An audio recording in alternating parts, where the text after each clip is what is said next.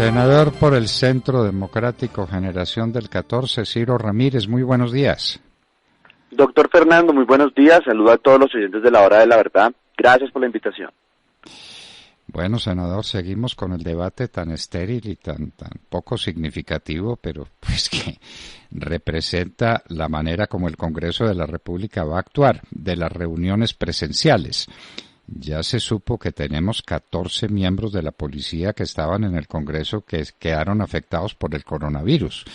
¿Para qué seguimos discutiendo esto y por qué le tenemos miedo a las reuniones virtuales que pueden ser mucho más eficaces que una reunión presencial que podría causar un verdadero desastre de salud entre los congresistas?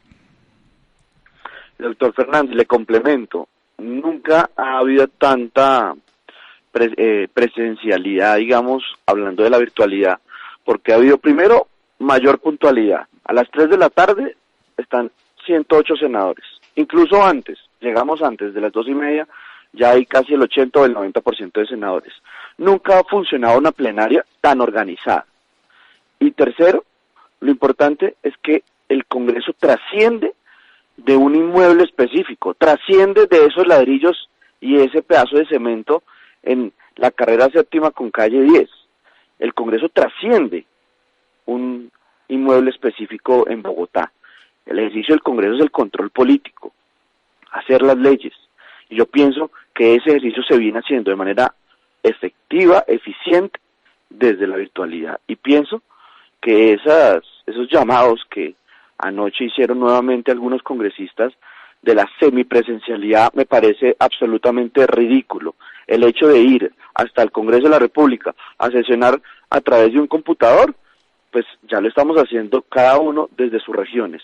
Y lo importante es lo que estoy diciendo, doctor Fernando, el Congreso, el ejercicio de un Congreso operante es lo más importante que el hecho de estar entre unos ladrillos como algunos quieren ver desde las opiniones que han dado en los últimos días. Y es una especie de sublevación contra la tecnología. Y es que dicen que les da miedo que la Corte Constitucional, que está adelantando sesiones de manera no presencial, es decir, virtual, es decir, utilizando la tecnología, declare la inconstitucionalidad de la reunión no presencial, es decir, que se hace utilizando la tecnología. Es que la tecnología nos permite estar presentes sin estar físicamente, a través de una presencia efectiva y real, que es la que se permite con estos medios de telecomunicación de los que disponemos ahora. Eso no lo entiende nadie, senador Ramírez. Eso no lo entiende nadie. Y estamos de acuerdo con usted en que nunca el Congreso estuvo tan disciplinado, tan puntual y tan eficaz y tan presente en la vida de la nación como ahora cuando está operando por vía virtual. Esperemos pues que no se cometa esta equivocación y que no los expongan, porque ya tenemos la noticia de que hay 14 miembros de la policía que están en el Congreso infectados con coronavirus. No vamos pues sí. No, doctor Fernando, y lo más irónico de todo esto es que la oposición, que es la que viene pidiendo la semipresencialidad, incluso se han ido en contra de las normas de ir a sesionar de manera semipresencial, son los que no asisten a las citaciones en el Congreso de la República, como es el caso de la alcaldesa de Bogotá. Y quiero ser muy concreto en esto, porque en un tiempo fueron los que citaron a un debate de control político al alcalde Enrique Peñalosa en la Comisión Tercera del Senado, y ahora son los que dicen que no es necesario que vaya, porque el control político lo hace el Consejo de Bogotá. Entonces piden semipresencialidad, pero no son capaces, no tienen la altura y la coherencia para ir a una citación del Congreso. Entonces, esos son los que piden democracia. Bueno, senador, y estamos enfrentados a uno de los problemas, pues de los tantos problemas dramáticos que dejó montados Juan Manuel Santos. Es que nos dejó un sistema carcelario completamente ineficiente, vetusto, incapaz, y eso lo estamos viviendo con unos niveles de hacinamiento que traen consigo brotes de coronavirus que me parece que no han sido suficientemente estudiados en muchas de las cárceles del país.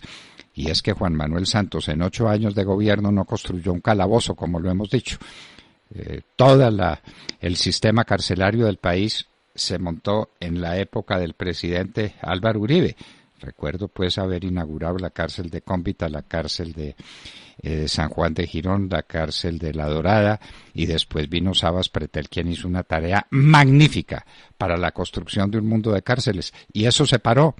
Pero la necesidad de cárceles sigue creciendo, no solamente por el crecimiento vegetativo de la población, por el crecimiento de la criminalidad, porque haya menor cantidad de impunidad, que la impunidad está desatada. ¿Qué tal que no hubiera impunidad donde metían a los presos?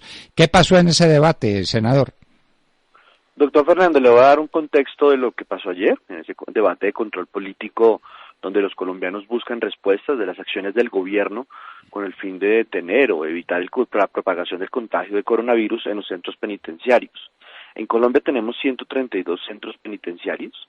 De esos 132 hay 9 centros donde ha llegado el coronavirus. De los 124.000, un poco más de 124.000 privados de la libertad, personas privadas de la libertad, hay 1.137 contagiados. De esos 1.137 contagiados, hemos tenido 2 fallecidos. Lo importante de todo esto es que con respecto al hacinamiento, digamos que es un debate, digamos, mucho más de fondo de lo que nosotros estamos hablando en este momento del coronavirus, un debate que usted muy bien lo sabe y más que nadie, un debate que lleva décadas quizá, que en el gobierno en lo que usted estuvo como ministro del Interior se hizo mucho, pero se dejó de hacer, como muy bien usted lo ha explicado. Es importante también anotar, doctor Fernando, vivimos en un país carcelero. Acá hay mucha gente en la cárcel que no necesariamente tendría que estar en la cárcel, y precisamente el decreto 546 del 16 de abril de este año, pues permitió, digamos, que la gente no esté en la cárcel, sino tenga lo haga, digamos, a través de la domiciliaria. ¿Qué es importante de esto? Que apenas arrancó la pandemia o la cuarentena en Colombia, teníamos de estos 124.000, a hoy estamos ya en 113.000, o sea, hemos disminuido casi 11.000 de personas privadas de la libertad en los centros penitenciarios, y estamos a la espera de que se resuelvan 2.500 a 3.500 libertades también que se podrían dar en los próximos días, que digamos es el curso ordinario de estas libertades. Entonces, ¿qué es importante de todo esto? Pues primero, uno quisiera que no tuviéramos contagiados, pero lo importante es que se han tomado unas decisiones con el fin de tomar acción para evitar la propagación. Uno, lo que pasó en la cárcel de Villavicencio, lo que viene pasando en la cárcel de Leticia, y esto es importante pues porque se ha logrado controlar. Segundo, lo que vimos en la cárcel modelo de Bogotá, lo que pasó, digamos, que fue ese amotinamiento, que como usted muy bien lo sabe, se venía también, digamos, como un gran acuerdo de amotinamiento en todas las cárceles, y esto venía, digamos, también de grupos criminales por fuera de las cárceles, digamos, en un gran acuerdo, pero gracias a Dios se pudo detener y se pudo controlar. ¿Qué es lo importante de todo esto que se pide por parte de la ministra de Justicia? Primero, las acciones que se han tomado han logrado establecer y tener un control de la propagación. Segundo, se pide también mayor articulación del trabajo de los centros penitenciarios entre los alcaldes y gobernadores y cada una de las cárceles. Y lo importante es también tener mucho control de algunas. Por ejemplo, Leticia. Leticia tiene un problema, digamos, sobre todo la particularidad en los aspectos culturales y sobre todo las fronteras invisibles en el caso con Brasil. Entonces, obviamente, ¿por qué lo digo? Porque ya hay más de 170 contagiados en la cárcel de Leticia y de estos casi 20 son del personal administrativo. Entonces, es importante, digamos, que estas acciones, digamos, se consoliden para que se evite la mayor propagación del contagio en este centro penitenciario, y lo mismo ocurre en algunas otras. Pero lo importante es que se ha mantenido el control, ya se ha estabilizado, y lo importante es que las medidas se consoliden. Y lo importante es que se tenga elementos de bioseguridad. Obviamente lo que decía la ministra anoche es que hay unos casos también insólitos, porque la exigencia es de 3 tapabocas, según la OMS exige 3 tapabocas al día. Si usted va a mirar, entonces somos 124.000 personas privadas de la libertad por 3 tapabocas al día, por 30 días que tiene el mes, pues resulta casi absurdo digamos, lo que se exige y pues también económicamente casi inalcanzable. Pero lo importante es que en conclusión se ha tenido un control y esperamos que desde el Ministerio de Justicia, el general Mujica, el IMPEC, puedan mantener el control de la propagación del virus en los centros penitenciarios en Colombia. Esperamos que así sea. ¿En cuántos centros penitenciarios se ha hecho control de verdad? Es decir, se han hecho exámenes para determinar si hay o no hay coronavirus. Porque una cosa es que nos den la noticia de que en tales cárceles lo hay porque aparece, porque la gente se enferma, salen corriendo, hacen unos exámenes. Pero ¿en las demás cárceles se están haciendo exámenes?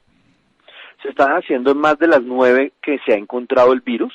Se hablaba de entre 15 y 20 centros penitenciarios donde se vienen haciendo pruebas por algunas sospechas, y lo que se ha encontrado donde han resultado, se ha tenido resultados positivos es en esos 9 que le comenté al principio de los 132 en total. Bueno, senador Ciro Ramírez, pues muchísimas gracias y esperamos que no los obliguen al absurdo de ir a contagiarse de coronavirus en bloque, en masa, todo el Congreso por cuenta de un capricho, que no puede ser sino un capricho. Las reuniones virtuales son perfectamente válidas y posibles gracias a la tecnología. Es que eso es como les digan ahora, bueno, vénganse para Bogotá, pero vénganse en mula. No, para eso están los automóviles y para eso están los aviones y es que pueden volar, pero la mula ya no se utiliza como medio de transporte. Tenemos un sistema tecnológico nuevo, moderno, distinto, que le permite a todos estar realmente presentes en las discusiones del Congreso, que son mucho más eficaces, que son mucho más disciplinadas, que son mucho más claras por vía virtual que por vía presencial y sobre todo no nos pueden someter al riesgo, ¿cómo le parece? Nosotros con 30, 40 o 50 congresistas contagiados de coronavirus. Pero por favor, ¿a quién se le ocurre, senador? ¿A quién se le ocurre? Eso es un capricho que esperamos no tenga cabida y no se le dé curso para satisfacer, pues no sabemos qué, además de un capricho, cuál es el interés que tienen en reuniones presenciales para gritar a viva voz cuando podrían manifestarse y manifestarse eficazmente por caminos virtuales. Senador Ciro Ramírez, de nuevo, inmensamente agradecidos con usted, muy gentil. Doctor Fernando, a usted por la invitación y un feliz día a todos los oyentes de La Hora de la Verdad.